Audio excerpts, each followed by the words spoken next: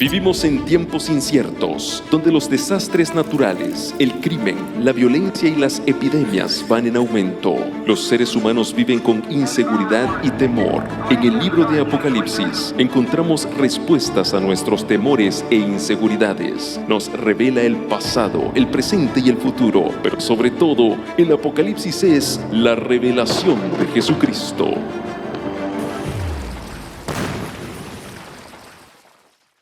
Hola, apreciados hermanos, amigos, quiero aprovechar este momento para enviar un saludo muy especial a aquellos que nos están siguiendo por este canal de televisión, también todos aquellos que nos están siguiendo por diferentes redes sociales y por supuesto esta gente linda que está aquí con nosotros en Fort Worth, Texas. Sean bienvenidos a esta serie titulada Descubriendo los símbolos del Apocalipsis.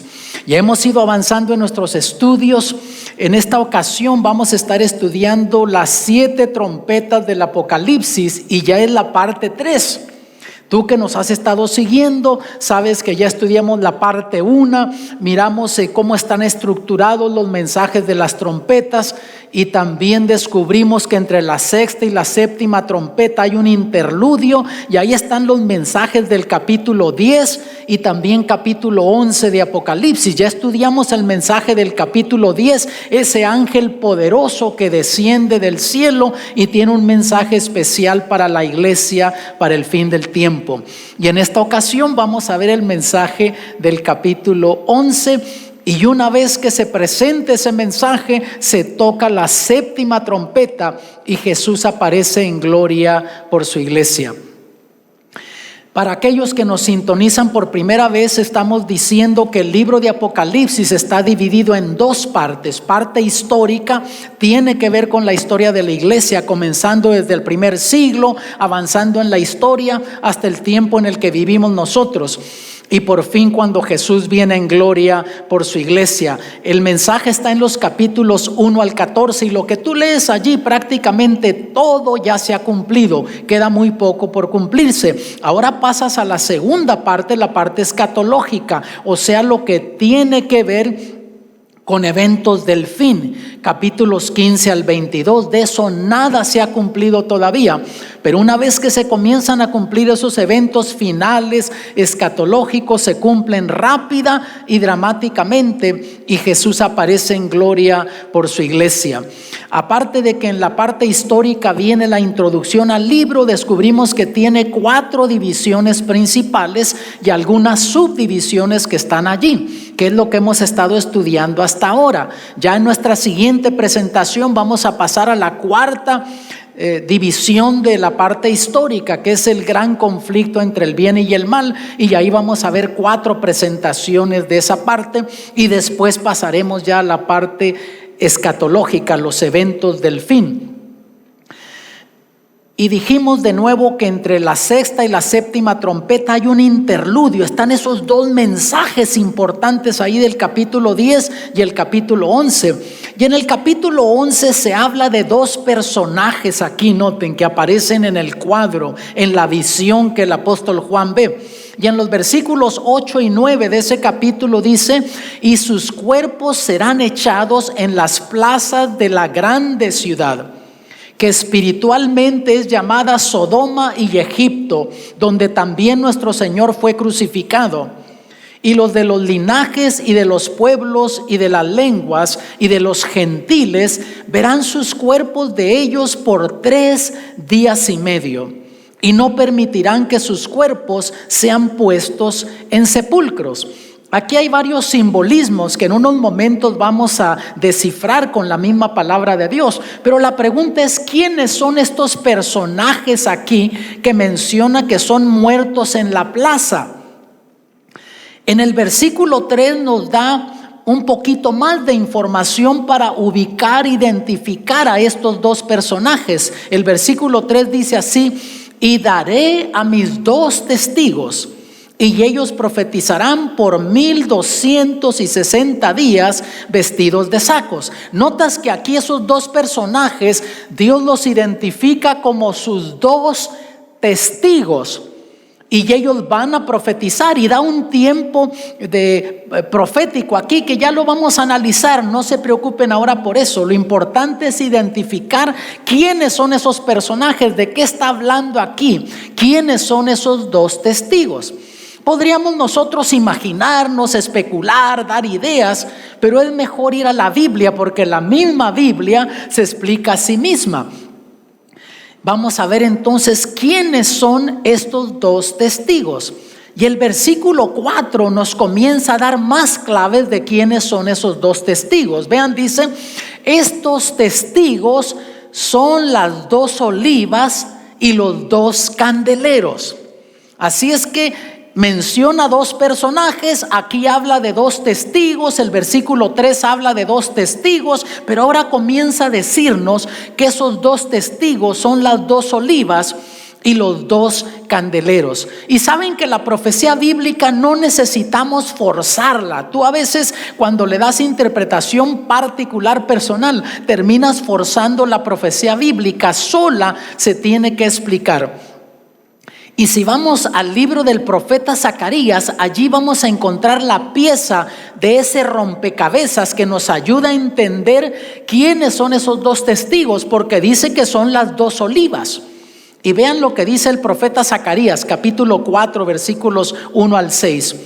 Y volvió el ángel que hablaba conmigo, y despertóme como un hombre que es despertado de su sueño. Y díjome, ¿qué ves? Y respondí, he mirado y he aquí un candelero todo de oro con un vaso sobre su cabeza y sus 7 lámparas encima del candelero y 7 canales para las lámparas que están encima de él. Aquí lo que Zacarías está describiendo es el santuario celestial. Dios le está dando una visión de los utensilios que están en el santuario celestial. Y entonces noten, y sobre él, o sea, sobre ese candelero, 2 olivas. La una a la derecha del vaso y la otra a la izquierda. Y notan que en Apocalipsis 11, Juan dice que los dos testigos son esas 2 olivas. Y aquí Zacarías las está describiendo y dice que miró esas 2 olivas. Y vean cómo sigue describiendo. Proseguí y hablé a aquel ángel que hablaba conmigo diciendo, ¿qué es esto, Señor mío? Y el ángel que hablaba conmigo respondió y díjome, ¿no sabes lo que es esto? Y dije, no, Señor mío. Y ahora fíjense en esto. Entonces respondió y hablóme diciendo, esta es palabra de Jehová a Zorobabel, en que se dice, déjenme detenerme aquí. Notan que quiso saber qué eran esas 2 olivas y notan que se le dice, eso es palabra de Jehová, eso son palabra de Jehová. Y luego sigue diciendo, no con ejército, ni con fuerza, sino con mi espíritu, ha dicho Jehová de los ejércitos. Entonces vemos que aquí el profeta Zacarías describe que esas 2 olivas son la palabra de Jehová. Y que no se dio por voluntad humana ni con fuerza de ejército, sino con mi espíritu, ha dicho Jehová de los ejércitos. Y esas 2 olivas, entonces se nos dice allí en Apocalipsis que esos son los 2 testigos. Veamos entonces, amados, que hay consistencia en la Biblia, porque aquí dice que la palabra de Dios se dio con el poder del Espíritu de Dios. Y si vamos a lo que escribe el apóstol Pedro, vean 2 de Pedro 1:21, porque la profecía no fue en los tiempos pasados traída por voluntad humana. O sea, los grandes profetas no escribieron porque no tenían más que hacer, se les ocurrió un día y comenzaron a escribir. No fue así como recibimos la palabra de Dios, sino los santos hombres de Dios hablaron siendo inspirados del Espíritu Santo. Y por eso es que hay consistencia en la Biblia, en la palabra de Dios. De hecho, desde que se escribió el primer libro de la Biblia, Génesis, hasta que se escribió el libro de Apocalipsis, pasaron alrededor de 1500 años. Y en ese interín cambiaron culturas, idiosincrasias, pero con todo hay consistencia en la palabra de Dios. ¿Por qué? porque el mismo Espíritu Santo que inspiró a Moisés a escribir el libro de Génesis fue el mismo Espíritu Santo que inspiró al apóstol Juan a escribir el libro de Apocalipsis. Por lo tanto, ya vemos, amados, que esos dos testigos, que son las dos olivas, nos dice que es la palabra de Dios, o sea, la Biblia. Y en Salmo 119, 105 dice: lámpara es a mis pies tu palabra y lumbrera a mi camino. La palabra de Dios nos guía, nos dirige en la vida, nos ayuda a conocer el camino que debamos seguir en nuestra vida cristiana. Y la Biblia, la palabra de Dios, está formada del Antiguo y del Nuevo Testamento. Esos son los dos testigos, la palabra de Dios.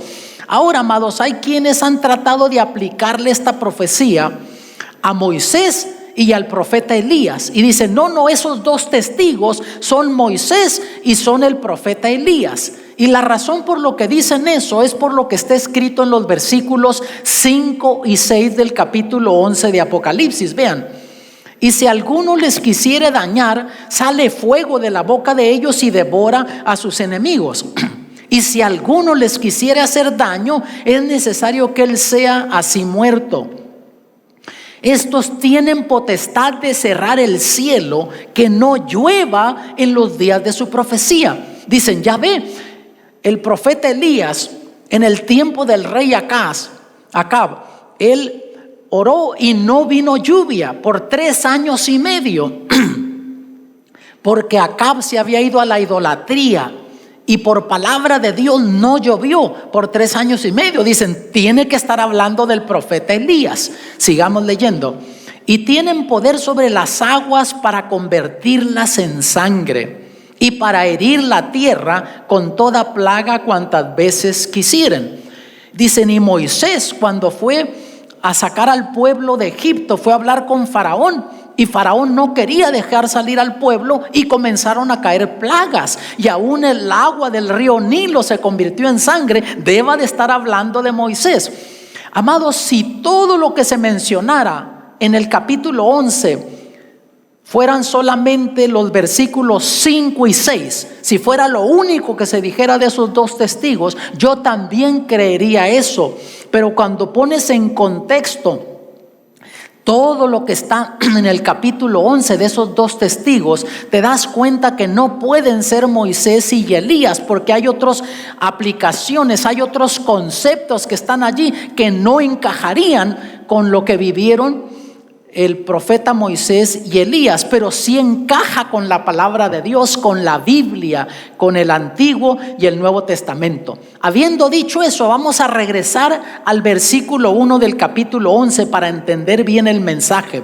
Vamos a irnos hasta el versículo 3 ahora. Entonces me fue dado una caña semejante a una vara de medir, y se me dijo: levántate y mide el templo de Dios y el altar y a los que adoran allí. Y echa fuera el patio que está fuera del templo, y no lo midas, porque es dado a los gentiles. Cuando iban a adorar al templo, entraban al templo los judíos, los hijos de Dios, los de su pueblo, pero había un atrio que está hablando aquí del patio que está afuera, dice. Y ahí venían a adorar personas que decían que creían en Dios, que decían que conocían de Dios, pero no eran parte del pueblo judío, y se les llamaba gentiles. Y dice que aparte eso para los gentiles. Y ahora vean: y hollarán la ciudad santa 42 meses. ¿Quiénes harían eso? Esos gentiles, esos que dirían que creerían en Dios, pero que estarían pisoteando la ciudad santa.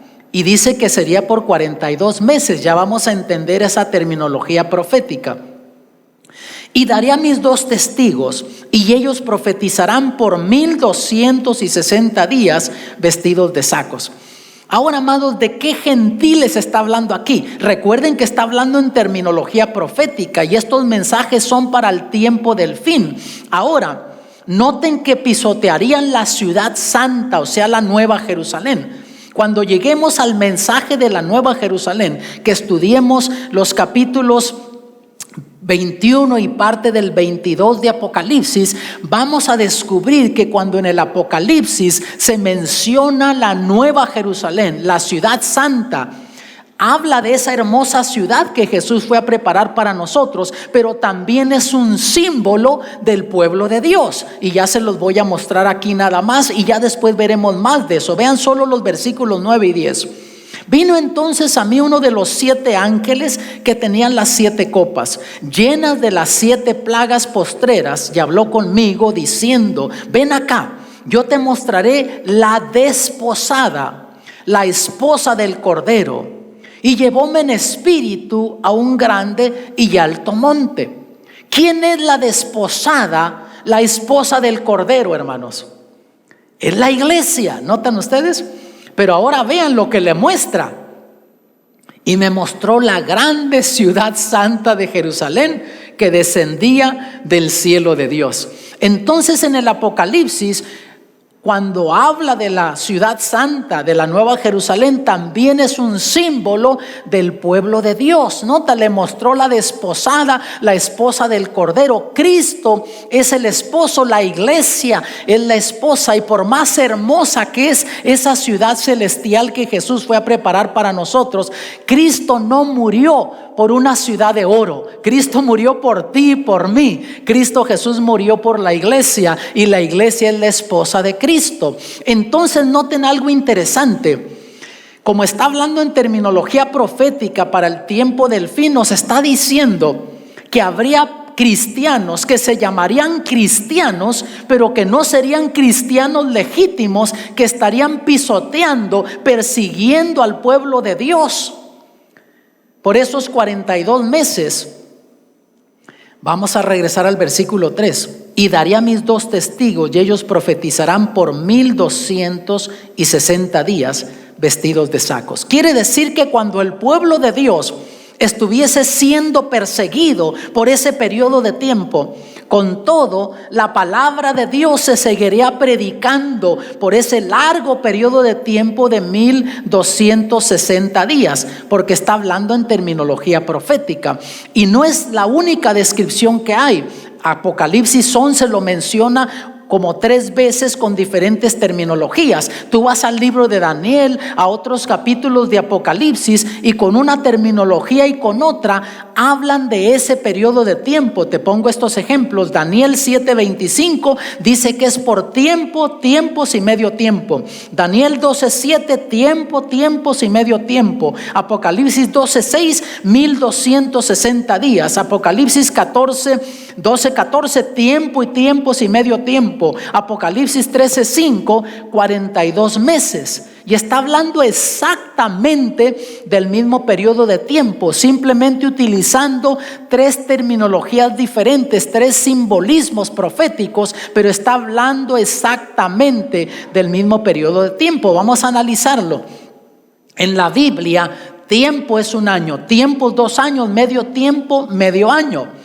Entonces, utilizando el mes bíblico de 30 días, tiempo, tiempos y medio tiempo, te da 1260 días. 42 meses, utilizando el mes bíblico de 30 días, te da 1260 días. Y se menciona específicamente también 1260 días en un par de citas. Y si utilizamos el principio bíblico para interpretar periodo de tiempo en profecía bíblica, Ezequiel 4:6 dice: día por año te lo he dado. Entonces en la Biblia un día termina siendo 1 año. En este caso entonces vemos, amados, que está hablando de un largo periodo de tiempo de 1260 años. Notas que el pueblo de Dios sería perseguido por personas que se llamarían cristianas. O sea, la persecución iba a ser en el nombre de religión cristiana,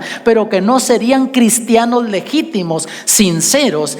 Pero con todo, bajo esa persecución, la palabra de Dios se seguiría predicando. Si vamos al libro de la historia cristiana, volumen 3, página 327, dice: Vigilio ascendió la silla papal en el 538 después de Cristo bajo la protección militar de Belisario. ¿Quién era Belisario? Era el general que controlaba el territorio de Italia. Una vez que el imperio romano se divide en las naciones europeas, Belisario controlaba el territorio de Italia. Y cuando Vigilio entra como papa en Roma, entonces Belisario le da todo el poder político a Vigilio, y de ahí en lo adelante es lo que se le llamó la unión de la iglesia y del Estado. La iglesia comenzó a dictar en asuntos políticos y también como gobierno estaba dictando en asuntos religiosos. Y siempre que se menciona en la profecía bíblica, tanto en Daniel como en Apocalipsis, este periodo de 1260 años siempre se menciona en conexión con el surgimiento de Roma papal como poder político religioso, y comenzó a reinar en el año 538 y nos lleva exactamente hasta el año 1798 después de Cristo. Y en este estudio vamos a descubrir cómo es que Roma papal perdió el poder político en el año 1798.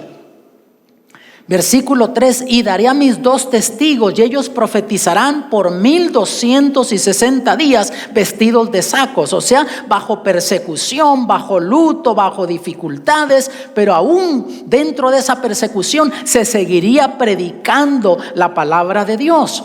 Dijimos en un estudio pasado que el imperio romano se dividió en el año 476 después de nuestra era, y había 3 tribus allí: los vándalos, érulos y ostrogodos, que enseñaban una doctrina que no es bíblica. Ellos les llamaban arrianos. Ellos enseñaban que Cristo no es divino, que Cristo era un ser nada más creado, pero que no es divino. Y la Biblia no enseña eso. Si tú vas al libro de Juan capítulo 1 versículo 1, hablando de Jesús con la terminología del verbo, dice: en el principio era el verbo, y el verbo estaba con Dios, y el verbo era Dios. Nos muestra que Jesús también es divino. Y a Roma, al papado, no le gustaba que estas tribus enseñaran esa doctrina arriana, pero no tenían control de ellos. Pero una vez que llega a tener el poder político Roma, después del año 538, comienza a perseguir a estos pueblos. En vez de convencerlos con la escritura, con la palabra de Dios, comienza a perseguirlos. Y después en la historia de la Edad Media vemos que pueblos, naciones, líderes políticos, líderes religiosos que no seguían las doctrinas y tradiciones de Roma eran perseguidos. Por ejemplo, los valdenses eran unos de ellos, que huyeron a las montañas del norte de Italia, al sur de Francia y hacia el lado de Suiza, porque ellos querían guiarse por lo que la palabra dice, la palabra de Dios, y no por las tradiciones de Roma y las enseñanzas de hombres. Y ellos ahí preparaban a sus hijos con la palabra de Dios, y también les enseñaban artesanías. Y estos jovencitos salían a las villas, a los pueblos, a vender las artesanías. Y cuando ganaban la confianza de la gente, compartían escritos de la Reforma, escritos de la palabra de Dios que copiaban a mano. Y muchos de esos jóvenes nunca regresaron a sus villas valdenses, porque eran alguien los delataba y eran tomados por los de la Inquisición, y entonces llevados a la hoguera, algunos puestos en los calabozos, y en fin, muchos de esos jóvenes nunca regresaron a sus villas valdenses. El versículo 6, noten lo que dice: y la mujer huyó al desierto. ¿De qué mujer está hablando? Ahí en el capítulo 12 descubrimos en un estudio pasado, y vamos a ver dentro de poco, que está hablando de la iglesia cristiana, la iglesia de Cristo. que guarda los mandamientos de Dios, huyó al desierto donde tiene lugar aparejado de Dios para que ahí la mantengan 1260 días. O sea, por ese largo periodo de tiempo, al venir persecución, la iglesia se refugiaría en lugares remotos, en lugares escondidos para mantener la fe. Y así fue con los valdenses y otros más. Por ejemplo, acá a las costas de lo que entendemos Norteamérica, en ese tiempo vienen los peregrinos que venían huyendo la persecución religiosa en Europa. La mayoría de ellos eran puritanos, venían en el Mayflower y otros barcos más que vinieron. Querían encontrar una tierra donde pudieran adorar a Dios conforme sus conciencias les dictaban y no como Roma les quería imponer. Por eso, cuando se estableció la Constitución en Estados Unidos, se dio la libertad religiosa, que el gobierno no dictaría en asuntos religiosos ni la iglesia en asuntos políticos, porque sabían lo que les había sucedido a sus antepasados, que cuando la iglesia tenía poder político se convertía en un poder perseguidor. Versículo 7: y cuando ellos hubieran acabado su testimonio, la bestia que sube del abismo hará guerra contra ellos y los vencerá y los matará. Noten ustedes, aún bajo persecución, durante ese periodo de 1260 años, una persecución religiosa, con todos iba a seguir predicando la palabra de Dios. Pero ya terminando ese periodo de 1260 años, surgiría otro poder que sí destruiría a esos dos testigos, mataría a esos dos testigos, que son la palabra de Dios, el Antiguo y el Nuevo Testamento. Y noten que lo identifica como una bestia que sale del abismo. La pregunta es, ¿qué es bestia en profecía bíblica? Bueno, la misma Biblia se explica a sí misma, no tengo que inventar. Mira lo que dice Daniel 7:23. Dijo así: la cuarta bestia será un cuarto reino en la tierra. Por lo tanto, bestia representa poder político, nación, aún algún poder religioso en algunos casos, pero en este caso le haría la guerra a la palabra de Dios. Y cuando vemos ya terminando los años 1700, ¿qué sucede?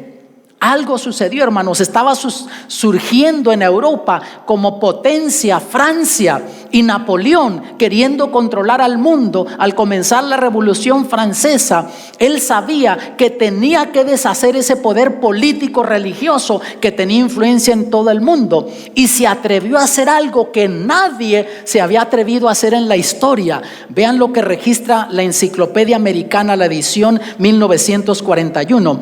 En el 1798, el Berthier hizo su entrada en Roma, abolió el gobierno papal y estableció uno secular. Justo al cumplirse esa profecía de los 1260 años, se viene entonces aquí el general de Napoleón y se lleva exiliado al Papa Pío VI a Francia en el 15 de febrero del año 1798, y ahí perdió el poder político Roma papal. Ahora tiene poder político. En otro estudio, cuando entremos al gran conflicto entre el bien y el mal, vamos a descubrir cómo volvió a tomar el poder político y cuándo fue. Pero aquí lo pierde. Vean versículos 7 y 8. Y cuando ellos hubieran acabado su testimonio, la bestia que sube del abismo hará guerra contra ellos y los vencerá y los matará. Y sus cuerpos serán echados en las plazas de la grande ciudad, que espiritualmente es llamada Sodoma y Egipto. No dice que es Sodoma y Egipto espiritualmente, notan. En otras traducciones dice simbólicamente es llamada Sodoma y Egipto, donde también nuestro Señor fue crucificado. Un escritor de historia, George Storrs, en el libro Midnight Cry, el clamor de la medianoche, página 47, cita algo de la historia y dice: ¿hizo Francia la guerra a la Biblia? Sí. Y en 1793 se pasó la ley en la Asamblea Francesa que prohibía el tener la Biblia. Y bajo esa ley las Biblias fueron confiscadas y quemadas, y cualquier señal de desobediencia fue atacada. Y todas las instituciones de la Biblia abolidas. La existencia de Dios fue negada y se dijo que la muerte era un sueño eternal. La diosa de la razón fue montada en la forma de una vil mujer y públicamente adorada. Y así comienza la Revolución Francesa. Y hermanos, es cierto, en la historia siempre ha habido personas que han negado la existencia de Dios, aún líderes políticos, pero en la historia nunca había habido algo como esto, sobre todo que una nación cristiana se promulgara para ser una nación ateísta, negar la existencia de Dios. Y de ahí comienza esa Revolución Francesa. Y algo interesante, hermanos, en la historia, Roma papal había tenido mucha influencia en Francia, al punto que había cristianos allí llamados hugonotes, que creían en lo que la Biblia dice y también aún guardaban el sábado, muchos de ellos. Pues ¿qué sucedió? Roma tuvo influencia en el gobierno de Francia y hicieron una tremenda matanza de esos hugonotes. La historia cuenta que pasaron cosas atroces, ¿no? Pero noten, y echarán y sus cuerpos serán echados en las plazas de la grande ciudad. Comenzaron a confiscar todas las Biblias, aún la Iglesia Católica, que tuvo influencia en Francia y lo utilizó para en esos 1260 años perseguir al pueblo de Dios. Ahora también ellos son perseguidos, que confiscaron las instituciones católicas, iglesias, escuelas y todos los libros que tenían que ver con religión los llevaban a las plazas, hacían unas grandes hogueras y hacían fiesta y celebraban eso. Versículo 8 dice: y sus cuerpos serán echados en las plazas de la grande ciudad, que espiritualmente es llamada Sodoma y Egipto, donde también nuestro Señor fue crucificado. ¿Qué simboliza aquí en Apocalipsis Egipto? Porque dice que es simbólicamente o espiritualmente llamada Egipto. ¿Qué simboliza Egipto? Cuando Dios envió a Moisés a que sacara al pueblo de Israel de Egipto, habló con Faraón y Faraón se negaba a dejar salir al pueblo de Dios. Y mira lo que dijo Faraón, Éxodo 5:2. Y Faraón respondió: ¿quién es Jehová para que yo oiga su voz y deje ir a Israel? Yo no conozco a Jehová, ni tampoco dejaré ir a Israel. Y aquí es un símbolo. Entonces Egipto simboliza el ateísmo, negar la existencia de Dios. Y esta nación cristiana se atrevió a negar la existencia de Dios, rechazar la religión. Aún la asamblea, dijimos, de Francia tomó un voto de no tener religión en su país. Y vemos entonces que por eso Dios la identifica como Egipto. Ahora, ¿qué simboliza Sodoma? Porque también dice que ahí se llama Sodoma. Si tú vas a la historia en Génesis, descubres que en el tiempo de Abraham, el patriarca Abraham, existió esa ciudad Sodoma y otra llamada Gomorra. Y Dios tuvo que destruirlas porque se pervirtieron social y moralmente, al punto que Lot, el sobrino de Abraham, quedó rodeado de esas ciudades y Dios tuvo que mandar ángeles para sacar a Lot y a su familia de allí antes de destruir esas dos ciudades. Pero cuando Dios envió 2 ángeles a sacarlo, no fueron con su gloria como ángeles, entraron como jóvenes y me imagino que se miraban bien parecidos. Y la Biblia dice que cuando entraron a la plaza de esa ciudad, pasaron por ahí, los hombres que estaban allí comenzaron a seguirlos, a ver dónde habían entrado. Y cuando se dieron cuenta que estaban en la casa de Lot, la Biblia dice que le tocaron la puerta y le decían: échalos fuera, déjalos salir, porque queremos tener relaciones sexuales con ellos. Y Lot salió a quererlos calmar y le meten una paliza que casi lo matan. Tuvieron que intervenir los ángeles, desplegaron un poco de su gloria y los cegaron. Pero estaban tan pervertidos moral y socialmente que la Biblia dice que ciegos como estaban, andaban palpando, queriendo encontrar a los jóvenes para violarlos. ¿Has escuchado tú la palabra sodomizar? ¿De dónde crees que viene? De la ciudad de Sodoma. ¿Qué quiere decir sodomizar? Ultrajar a alguien contra naturaleza. Se los pongo más claro: tener sexo anal con una persona, eso sería sodomizar. Y ya lo estaban practicando en Sodoma y Gomorra, y por eso Dios destruyó esas ciudades. Por lo tanto, Sodoma simboliza la degradación moral y social. Y eso le sucedió a Francia, porque no puede ser de otra manera. Tú sacas a Dios de una nación esa nación no va a mejorar social y moralmente. Una familia que saque a Dios de sus vidas, no por eso van a mejorar social y moralmente. Una persona que no tenga a Dios en cuenta en su vida, no va a mejorar social y moralmente. Siempre van a empeorar. Y es lo que les sucedió allá a Francia, se les fue a pique. Ahora noten que dice que el versículo 40 de Mateo 25, noten, y respondiendo el rey les dirá: de cierto os digo que en cuanto lo hiciste a uno de estos mis hermanos pequeñitos, a mí lo hiciste, porque dice que también allí murió nuestro Señor Jesucristo. Pero sabemos que el Señor Jesús no murió en Francia, no murió ahí en París. ¿Por qué entonces utiliza esa terminología en Apocalipsis? Porque allí murió mucha gente inocente, hermanos. Se le llamó la era del terror. Acusaban a cualquiera de estar en contra de la revolución y le aplicaban la ley de Pancho Villa, de ese revolucionario mexicano. Le llevaban a alguien acusado de un crimen y decía Pancho Villa: afusílenlo mientras se investiga. Y así hacían allí. Incluso hubo un hombre llamado Guillotín que inventó la guillotina, esa hoja que les dejaban caer en la cabeza y rodaban las cabezas, y a cualquiera acusaban. Con el tiempo alguien acusó al mismo Guillotín de estar en contra de la revolución y le cortaron la cabeza a él con una de sus mismas guillotinas. Y como mucha gente inocente murió allí, por eso nos dice que también allí murió nuestro Señor Jesucristo, porque Él dice: por cuanto lo hiciste a uno de esos pequeñitos, me lo hiciste a mí también. Y el versículo 9: y los de los linajes y de los pueblos y de las lenguas y de los gentiles verán los cuerpos de ellos por 3 días y medio, y no permitirán que sus cuerpos sean puestos en sepulcros. En profecía bíblica, ¿cuánto es 3 días y medio? 3 años y medio. Y exactamente eso sucedió. Francia toma el voto de rechazar la religión en noviembre 17 del año 1793, y apenas 3 años y medio después tuvieron que hacer un cambio drástico. Vean el versículo 10: y los moradores de la tierra se gozarán sobre ellos, y se alegrarán y se enviarán dones los unos a los otros, porque estos 2 profetas han atormentado a los que moraban sobre la tierra.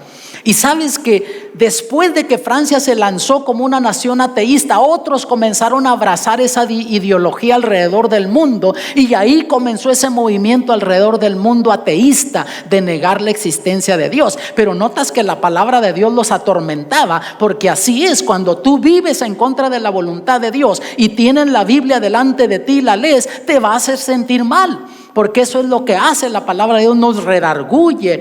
Pero el propósito, dice la Biblia, es para prepararnos para toda justicia, para prepararnos para la vida eterna.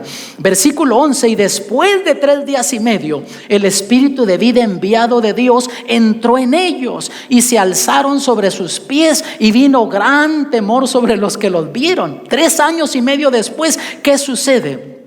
En junio 17 del año 1797 se tomó el voto de restablecer la religión en Francia una vez más, porque se dieron cuenta que necesitaban a Dios. La gente buena o la mataron o se les escaparon, y les quedaron los malandros, la gente viciosa, y descubrieron que necesitaban a Dios en sus vidas. Versículo 12: y oyeron una grande voz del cielo que les decía: subid acá. Y subieron al cielo en una nube, y sus enemigos los vieron. De ahí en lo adelante la palabra de Dios fue levantada, fue exaltada en la historia. Enseguidita de eso aparece la Sociedad Bíblica Británica en el año 1804, la Sociedad Bíblica Americana en el año 1816, y comienzan a publicar la Biblia como nunca antes. Ahora ya tenían la tecnología para producir en masa las Biblias, y la comienzan a producir en diferentes idiomas para que la gente alrededor del mundo se pudiera beneficiar con la palabra de Dios. Comienza el movimiento también misionero alrededor del mundo, que antes no se había visto. Unos cuantos de ellos les menciono: Jackson fue a Burma, Corea, a la India; Morrison a la China; Moffat y Livingston al África, y se comienza a exaltar la palabra de Dios, aún en esos lugares donde la gente no conocía de Dios, no sabía de Dios, donde la gente era pagana, adoraban a dioses paganos. Ahora se comienza a predicar la palabra de Dios alrededor del mundo.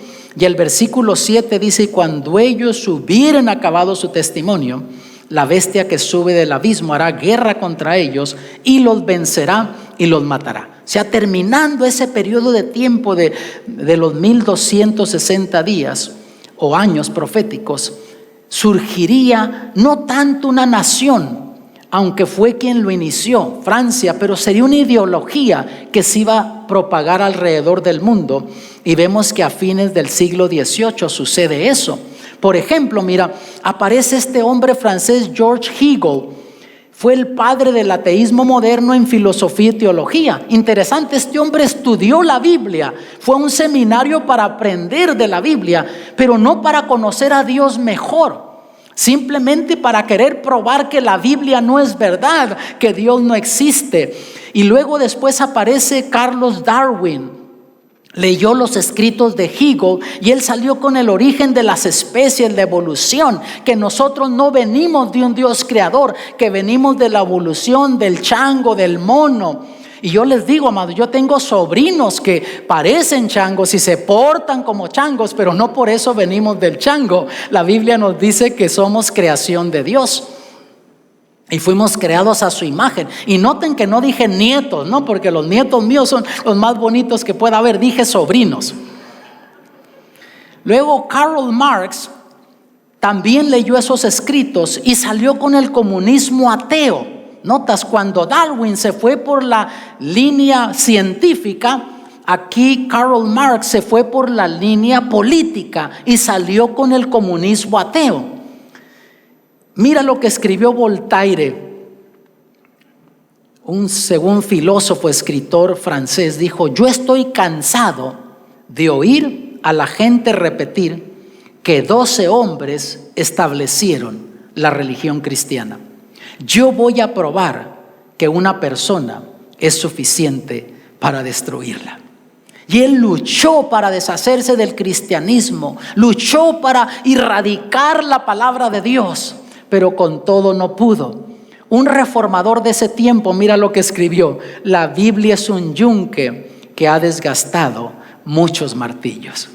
Llamados, así ha sido en la historia. Todo aquel que ha peleado en contra de la palabra de Dios, que ha peleado en contra de la verdad de Dios, que ha peleado en contra del pueblo de Dios, no ha prosperado, porque la palabra de Dios tiene poder, porque fue inspirada por Dios.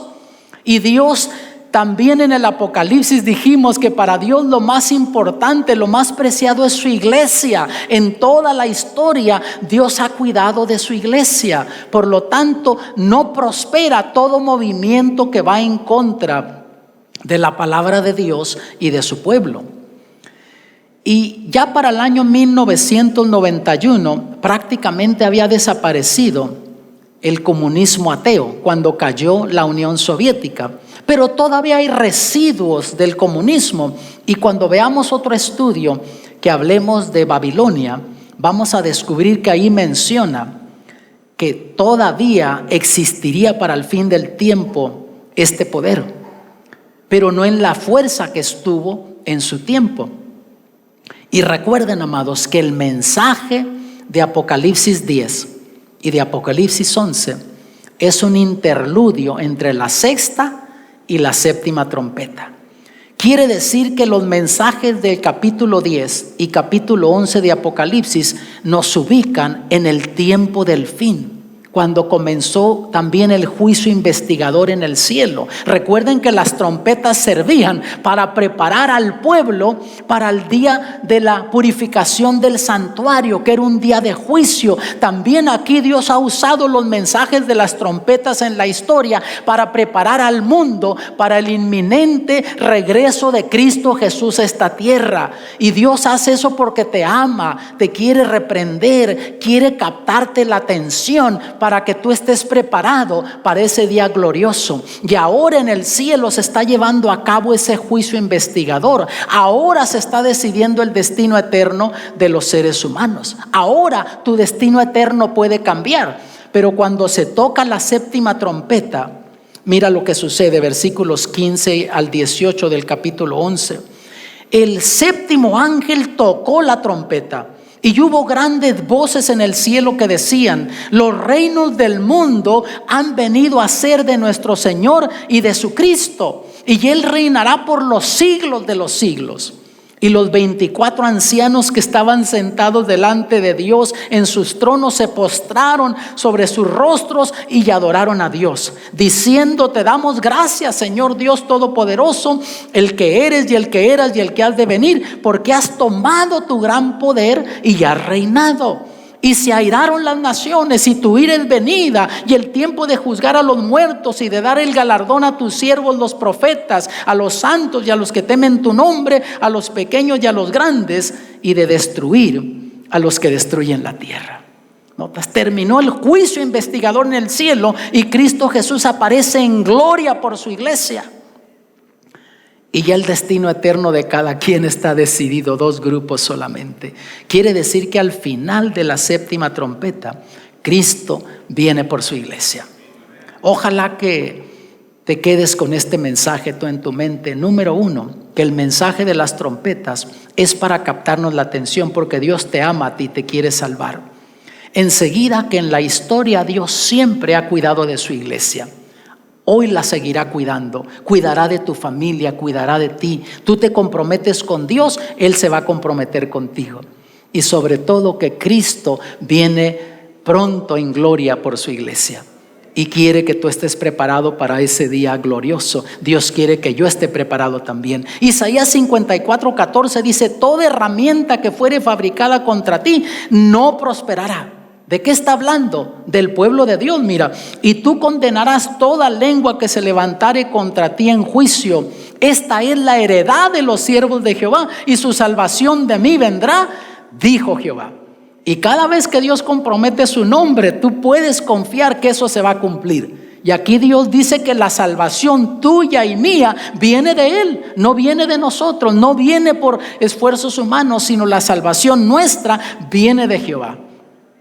Y Isaías 47:8: ciertamente como hierba es el pueblo, sécase la hierba, cáese la flor, mas la palabra de Dios nuestro permanece para siempre. Hasta el fin va a permanecer la palabra de Dios, porque fue inspirada por Dios y tiene poder. Y si tú permites, amado, que me estás viendo desde tu hogar, y abres tu corazón a Dios y con sinceridad lees su palabra, esa palabra tiene poder para transformar tu vida. Yo te quiero hacer una invitación especial en esta ocasión. Aquí dice: esta es la heredad de los siervos de Jehová, y su salvación de mí vendrá, dijo Jehová.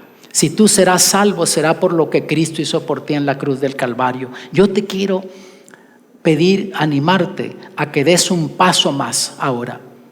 Acepta a Jesús, pero decide entregarte a Jesús por medio del bautismo. Acéptalo como Salvador personal, para que tú llegues a ser de la heredad de Jehová. Yo quiero ser de la heredad de Jehová. Yo quiero que la salvación mía venga de Jehová. Y Jesús te invita a que tú tomes esa decisión.